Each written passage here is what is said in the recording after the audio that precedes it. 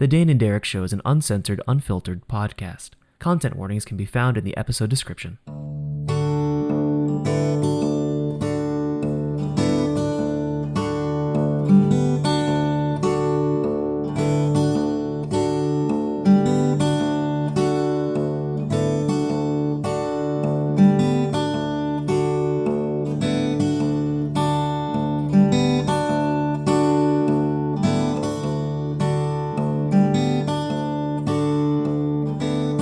Hello everybody, welcome back to Dane and Derek. My name is Derek, one of your two co-hosts for this shoot the shit kind of show. You probably know by now that I make a lot of movies and play a lot of tabletop games, and joining me, as the title would suggest, is my good friend, Dane Fogdahl. Hey, I'm Dane. I'm writer, musician, podcaster, lover of tabletop RPGs. Yeah. How you doing? Yeah. It has been a minute for us. It has been. It's been like at least a month and some change. Yeah, life has been busy, and honestly, I think it's been a lot more disruptive on my end than yours. But we have had hiccups, both with the show. I don't know about life, but just Yeah. So A lot with the show these last few weeks of us recording and trying to record episodes and just everything kind of being in flux. Just all sorts of tech issues, which, to be fair, like we were just discussing off mic, it's been like X number of, some high number of weeks, like 50 something weeks that we did not have like tech issues for. So the fact that we're having them now it feels like it's time. Yeah, definitely. And you and I were talking off mic about like my gear, and in thinking about it, I'm like, one of my mics, which I think actually Will Bangs has right now, that mic is, I think that's 8 years old. And the mic I have now is 4 years old. And in that time, I have like run these things ragged. So like, I wouldn't be surprised if like some of our technical difficulties are just my gear dying on me. Yeah, I mean, I did mail you a box via the USPS of XLR cables. We'll start running experiments. Exactly. Yeah, I was like, how much do I send? And I was like, let me just send cables first, because if it's cables, great. Cables are easy. If it's a mic or the magic box, then we probably need to take a little bit more time to work on that. But yeah, so in case you're wondering why we sound a little different today, it's because we're recording both through our just headphones and stuff, which is it's incredible the mic quality of headphones and headphone microphones now these days. Like compared to what we had when we were making movies in high school, this stuff is incredible, and the stuff we had in high school was like miles better than what they had back in like the 90s even. So it's incredible just the tech that we can work with, and the fact that we can record a podcast with just our computers and a pair of headphones. I even think that there are some apps out there that will like let you just do it from like your phone. Like, you don't even need like anything. Yeah, that has been a new feature they've been adding to some podcast hosting things, is you can direct from your phone assemble a podcast, which is pretty cool. I mean, if you're on the go doing something, it's super cool. I mean, like I would be super down for like travel. That sounds great for like a travel podcast. Exactly. Where like the audio quality, there'd probably be I would give a lot of forgiveness to like a true travel podcast where they're like going around and just all kinds of places. I'd be like, oh, fuck it. Like, who cares how good the quality is of the like actual audio, Yeah. I mean, there's definitely like an ambiance to it, right? There's a like news shows like on like fucking CNN and MSNBC. Like the audio from those are sometimes bad. Or like fucking NPR I was listening to recently. They just like recorded someone directly from Skype. Or not Skype, like Zoom, like just not even like a local recording, and they were talking over, like they just recorded the Zoom audio. I was like, wow, okay, the bar is much lower than I thought it was. then again, like there's also some like forgiveness around reporting, right? Like, you know, Exactly. Yeah. The journalistic techniques you can take with audio quality definitely are. That is an interesting point. Like podcasting does have roots in like journalism and it like totally does, radio. It's very interesting. but it doesn't. It there's like I find this with podcasting and like YouTube in particular, where like there is an expectation for the audience of like a level of audio quality that we do not request from certain very professional like multi-million dollar outfits, um, Yeah. on TV. Um, and I always think it has something to do with the live nature of things. Um, Yeah. so it's very interesting. It's very interesting, like the production requirements of various mediums, Yeah. or expectations, I guess. You Hmm. know, um, and how those don't even always need to be like upheld, and like they can be broken occasionally for like great effect. Looking at like the Blair Witch Project, for example, Oh, yeah, that's a great example. Yeah. or Paranormal Activity, like the early Yeah, ones. Paranormal Activity. Yep, yep, that would be one. Um, I mean, there's a dime a dozen stories now of someone that made a movie on a phone Yeah, or like a camera from like the early 2000s. Like, I don't know. It's interesting like what we can like it's now aesthetic. yeah, To use a crappy mic, quote unquote, is an aesthetic, which I think we when you and I were starting to make stuff, we were on the tail end of it being like a gateway or like a gate that was kept from expensive yeah, gear. yeah, yeah, Because we kind of came up in the beginning, like the twilight era of the DIY stages of like art and filmmaking in terms of building your own things to get that high quality effect. And now we're almost seeing a return back to people liking that more lo-fi aesthetic, which is really interesting. I think it has a lot to do with authenticity, Yes. versus respectability, right? Like Yes. more people watch YouTube than like traditional television, especially among younger audiences, right? Like Hmm. that's just the way it is. Um, so then by contrast, you don't necessarily need to be like you're not trying to prove yourself as like a real thing.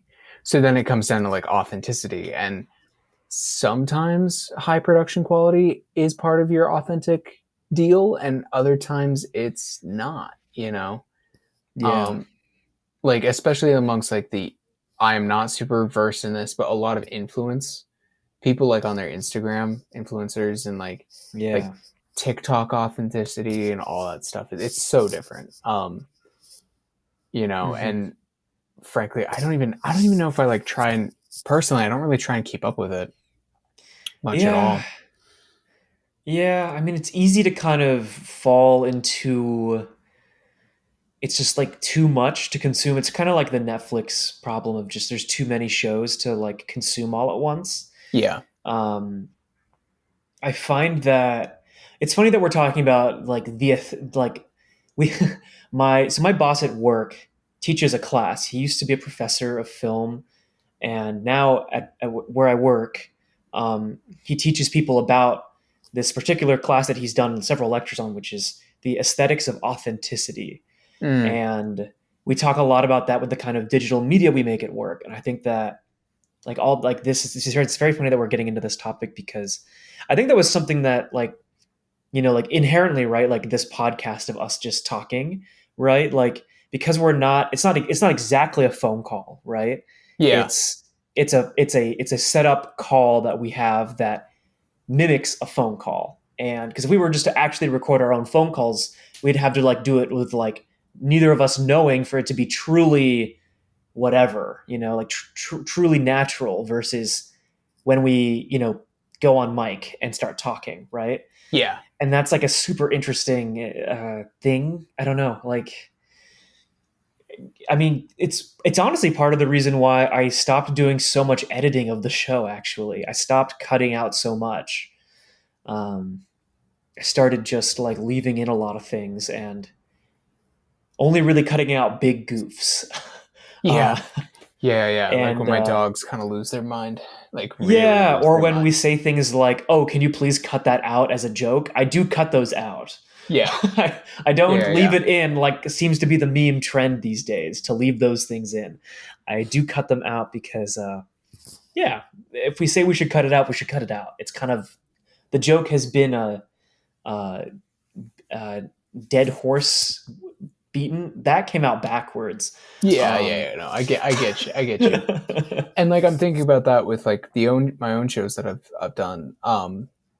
And like the amount I cut out um depends on what like we're going for and actually fluctuated between different stories we told in the show. mm, Like certain ones where we were very in the story, I would cut out a lot of like just sort of banter and stuff, and like some of the looser episodes I wouldn't. Um, and so it's interesting to think about like what is authentic because of course all of this is on some level like performed. It's set up. It's artificial. Like you said, this isn't mhm. an actual phone call.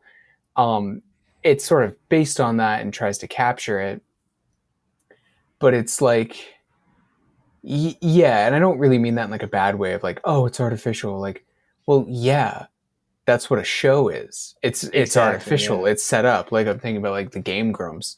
Like they have really natural and authentic conversations, but it's a very artificial mechanism of these two guys sitting down playing a video game that's like captured with like mics in front of them and they're on a specific couch. Like all of it is like Yeah. it's set up for a thing, right? It's curated. It's curated. It's That's a better yeah. word for it. Yeah, Yeah. it's curated, and like where's the line between it feeling like good curation versus bad curation, and like it also comes down to like personal preference. Like one reason Hmm. I personally don't like a lot of like reality TV shows is that I just feel like this is the worst. Like I'm just like this is like nothing about this feels genuine to me. Like not a second of it. On the You and whole, me there, both. yeah. I mean, like there have been like exceptions, but the Hmm. exceptions are few and very far between. Um, Yeah. I mean, I would rather. I'll put it this way: instead of watching reality TV, I would much rather watch like a vlog from a YouTuber than I would reality TV. And I yeah, think, and but I think like to that extent, though, right? There are vlogs that fall into that reality TV constructed chaos kind of content, constructed hmm chaos content. That we should save that. Um, but then there's also like vlogs where it's just like someone literally just put up a camera while they paint and they're yeah, just talking, and it's like that's interesting to me because it's almost like it's almost like it's very like old school YouTube, like when YouTube first started, people talking into webcams. It's very I don't know. yeah, and it's I don't know. It's tough. It's really tough, and I don't think there's like a right or wrong way to do it, and like within your medium, of course, right? Like, Yeah, I mean, people love reality oh, TV they the way it so is. do. It's So awesome. like it's all preference, which I think is great, right? Like what you're saying, Yeah, like there's no wrong way to do it, which means that all the ways to do it are right to an extent. Uh, yeah, absolutely. You know, like yeah, I just think that whoever's making it needs to be authentic and that this is the yeah, thing they want to make, hmm if that makes sense. yes, Yeah. that's Wasn't a good this way to episode put it. supposed to be about us catching up? Yeah, but I mean, this is kind of us catching up. I mean, we're This is what talking we about do. something random. It's kind Yeah. of gonna. It's honestly, I was like thinking like, oh, like I wonder what we should call these catch up episodes versus catch up, and then I was like, oh, we could call them just potpourri and then a number. So this episode would become potpourri number one. Um, I like it. I yeah. like it. Which whenever I read the word, I read it potpourri, but when Yeah. I think it's potpourri, and I always get confused. Uh, It's a weird word. No lies. No lies. It But is. yeah, like speaking of authenticity, that's very much like what you and I do is get off on tangents, even if we have a plan. Um, Exactly. So so yeah, diving yeah. back, going back to the main timeline, so to speak. Uh, what have you been up to? And I think it's been at least a month since we've recorded or talked, because I think the last time we talked, we just decided to catch up with no microphones, which we Yeah. hadn't done in a while since you visited, Yeah, yeah. which Um, was already back in January, was that in January? Was or that no, middle of February? February, Maybe middle of and we're already February. middle of March. Yeah, Okay, so this it's been at least 4 weeks since yeah. we talked on the phone. So at least five since, yeah, it's been a while. Yeah. So big thing, big things. I traveled to Portland, Oregon, Hmm. to visit the law school there.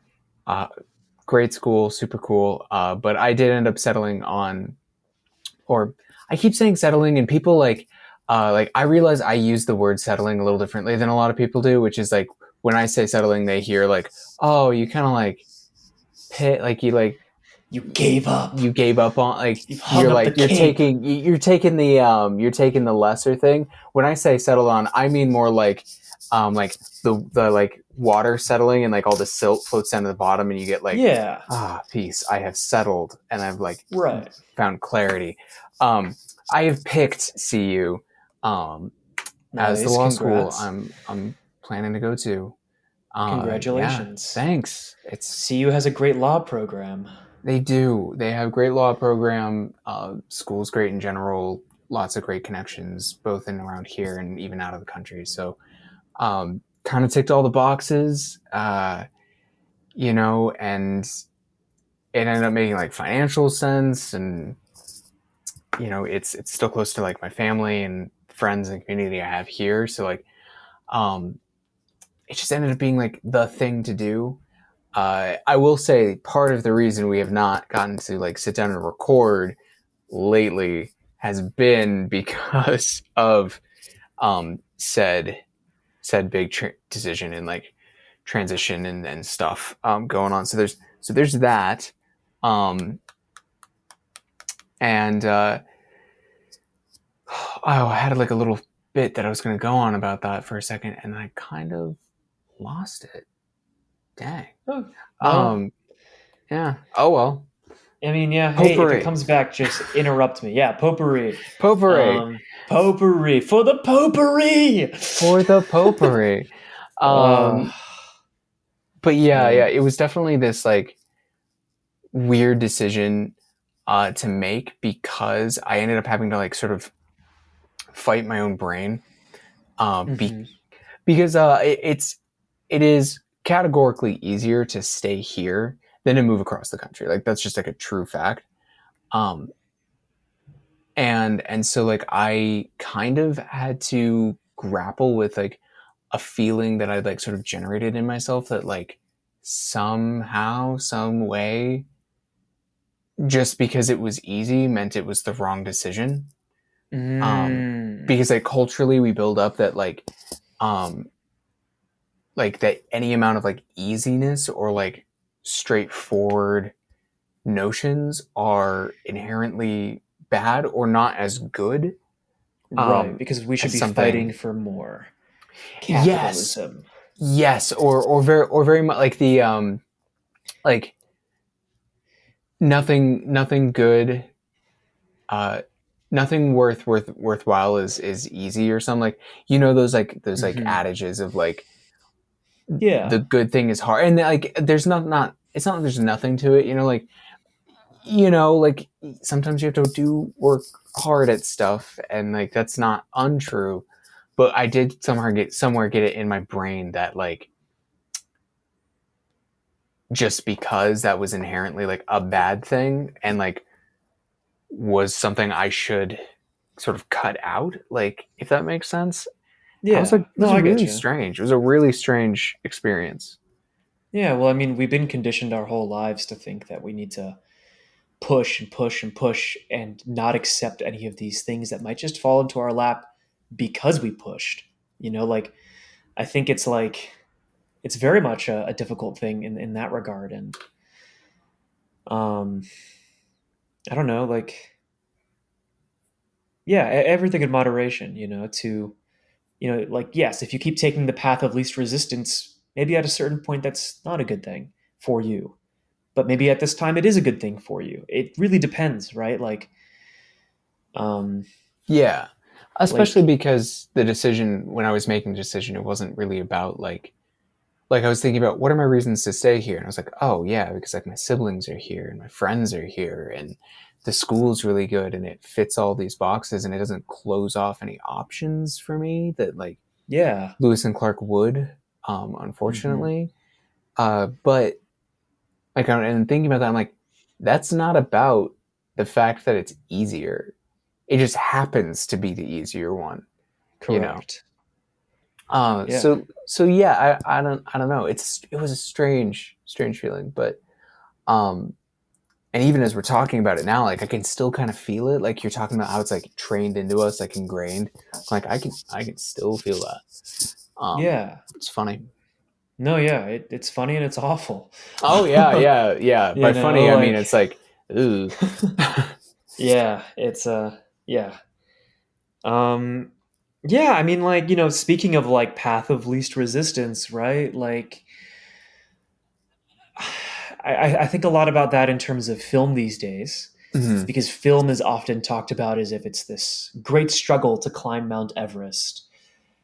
And there's a lot of talk in the industry about like what's unhealthy, what is healthy, what is a good balance, like what is ethical, what is sustainable.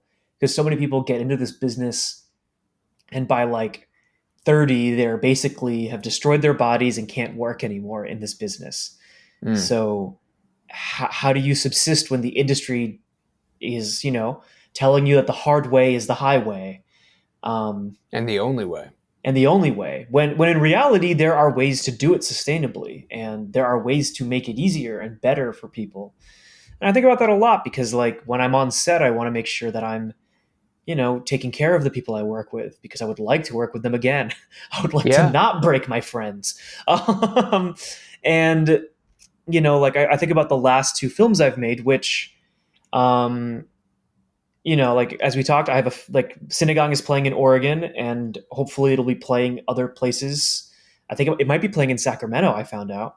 Oh, Um, congratulations. yeah, thank you. Oh, and then Heroes Pizza from now, I guess 2 years to a year ago. Whew. That's going to be playing in LA this May. Oh, awesome. Congratulations on Yeah, that too. I didn't know about thank that you. one. I found literally like on Friday, I found out about it. Oh, that's kick ass. Yeah, it had been rejected from this festival twice, Huh. and just because of programming things. But they kept saying like, "Hey, like we liked the film, like we'll let you know if we want to program it again." And so twice it's happened. They've reached out to me asking about programming it, and twice it didn't get programmed, and this time it did, and it was really cathartic because like I knew I made a really good film, and I was just really glad that it got shortlisted at a festival somewhere because Mm-hmm. it was like a really validating feeling of it validated my gut sense. Yeah. But then to have it play after it's been so long since I made that movie, it feels it's I'm glad to know that it still resonates. Like as an artist, that was really fulfilling to like think about and like soak Totally. in. Totally. So Because like there's such a feeling sometimes when you like finish a work and it's been like for you it's no longer fresh, right? Like you made it a yeah. few years ago. It's like it's not top of your mind, all this stuff, right? And then hmm but someone else picking it up, they just have the work, right? Like they just Yeah. have the piece. And so, it's as fresh to them and it is its own thing. Um, because they don't have necessarily like the context of like your own personal feelings about like, wow, I've grown so much since then. Was that even a good piece of work anymore? And like, truth is probably more of of people's work is good in the past than they feel it is. And so that's awesome to get that like sort of almost retroactive, latent uh validation on that. That's cool. Yeah. No, yeah. It very surreal. Because I haven't had that in a while or ever really. Um, Nice. so yeah, that's been the last like few weeks was kind of. it's been like, well, that happened this weekend, but then the last few weeks was like festival, the film playing, all that stuff. Mm-hmm, mm-hmm. Um, doing a lot of, like it's funny that you mentioned that your life has been like hectic and making a lot of big decisions. My life has been an actually pretty chill, which is a very rare thing for me because I usually jam pack my life full of things, but um, it hasn't been. Like I've been very intentional to take to rest a little bit more, like the last few weeks, and Yeah. because I know that once May hits, I'm going to be just busy for the whole summer. Um, Do you just have like because filmings lined up or? I mean, so that's like when like 3 or 4 of the festivals I applied to happened between May and June. Gotcha. I'm in the process of trying to finish a screenplay by May, and hopefully that summer making another short.